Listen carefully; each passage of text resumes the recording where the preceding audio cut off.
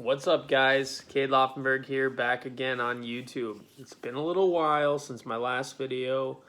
Apologize for that, but just getting caught up with things in life and fishing and, whatever. So here we are. I'm going to try to get back to making videos a little bit more commonly again. But for this week's video, I want to recap my most recent tournament performances.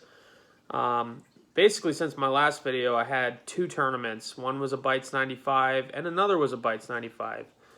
The first one was August 29th. I pre-fished a lot that week. The bite was pretty tough.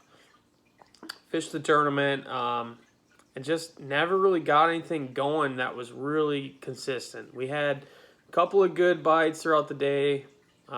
Basically scrounged up 15 pounds worth of fish.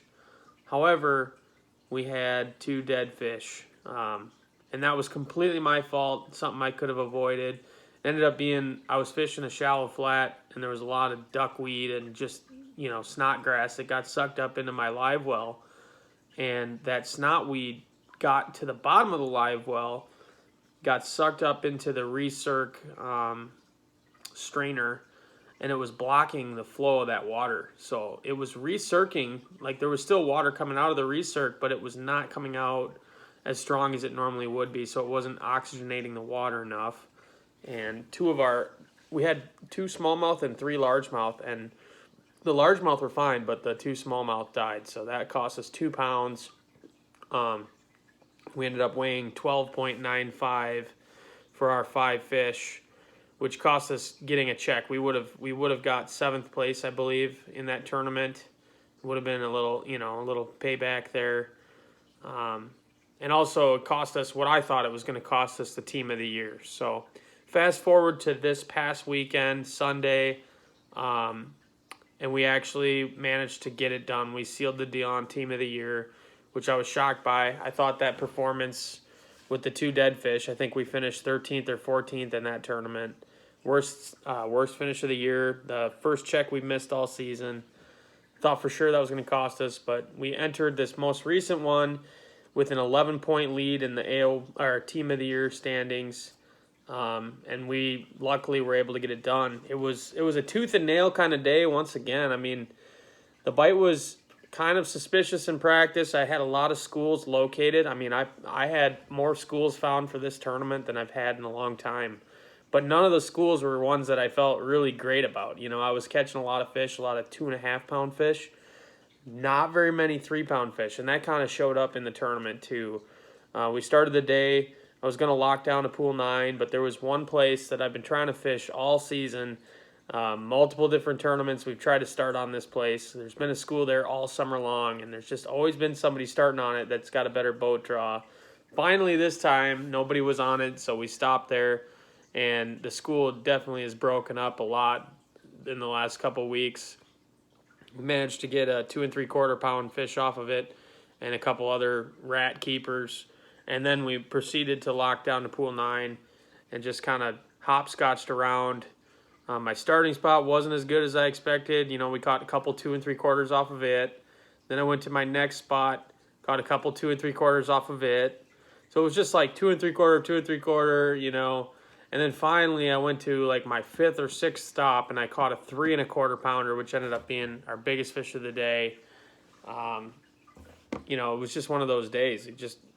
We caught a bunch of, mid 2s and 265s throughout the rest of the day, but nothing that was going to help us. So at the end of the day, we weighed 1494, I think was our total, which is skewed a little because they do weigh the mesh bag with the Bites 95, so that's where you're seeing those little bit inflated weights. But 1494, and we held on to 9th place. Took the last check in the tournament and sealed that team of the year race, which ended up being really close because, like we said, we had an 11-point lead, and Jim Johnson and Dan Thill, the dynamic duo in lacrosse, have been winning team tournaments for many years. Literally, Jim Johnson has been my childhood hero, idol, still is to this day. Those guys were right behind us by 11 points. Well, they won the dang tournament. They had an almost 20-pound bag of smallmouth, and they did everything they needed to do, like everything they could have done to come back and win Team of the Year. And luckily we held on by 2 points. You know, if we would have finished outside of the top 12, they would have taken home Team of the Year. So super happy we got Team of the Year. That was a big goal. And, you know, now the next goal that I'm focused on is the BFL Angler of the Year. So I'll fish that tournament to determine that race next weekend. October 2nd and 3rd is the super tournament here in La Crosse. Super excited for that one. I have a 59-point lead in the AOI race over there. So it's looking pretty good for me, but I still have to go out and catch some fish. You know, I got to go out. Basically, I could finish in the top 30 and seal it. And then, you know, I think below 30th place, there's some factors that would need to take place for, you know, for me to still lose that. Basically, I need to finish as high as I can. I mean, it's just how it goes with the AOI race, but I'm going to fish the tournament like I would normally fish a tournament. I'm going to try to win the tournament, and the only consideration I have for this tournament that's any different is that I might not take as big of risks as I otherwise would, like on the first day of the tournament. This time of year, I mean, the fishing down on Pool 9 sets up for my style. I like fishing down there. I would definitely want to go down there if I wasn't in contention for AOI. But for this particular one, I'm probably going to stay on Pool 8 for at least the first day. If I'm fortunate enough to qualify for the day 2, then I'll take some risks, because I feel like if I make day 2, I pretty much wrapped up Angler of the Year guaranteed. So that's going to be my focus, trying to win Angler of the Year. And then after that, we've got the Bites 95 Championship event, which is just a one-day increased entry fee tournament to try to win a big payout. That's the second week in October, or third week in October. And then the last week of October, I'm going down to Arkansas to fish the BFL Regional on Lake Ouachita. So it's going to be a busy October. I'm super excited for it. Then the season will come to a close. And honestly, this season has been one of my best ever in my fishing career. Definitely had a lot of good times on the water. But, you know, as we've alluded to in previous videos, it's not all roses. You know, you're having a really good year, winning a lot of money. You know, I won a BFL, won a Bites 95, leading Angler of the Year in both circuits. I mean, that's been a really cool deal. A good finish at the All-American, all this stuff that, you know, should make someone super happy, super proud of themselves. And believe me, I am. Believe me, it's really awesome to accomplish that stuff. But, you know, the mental health aspect of it that we talked about in recent videos is something that's still like really weighing heavily on me every day, and I deal with it every day, and I'm working on it. I did go to therapy twice now.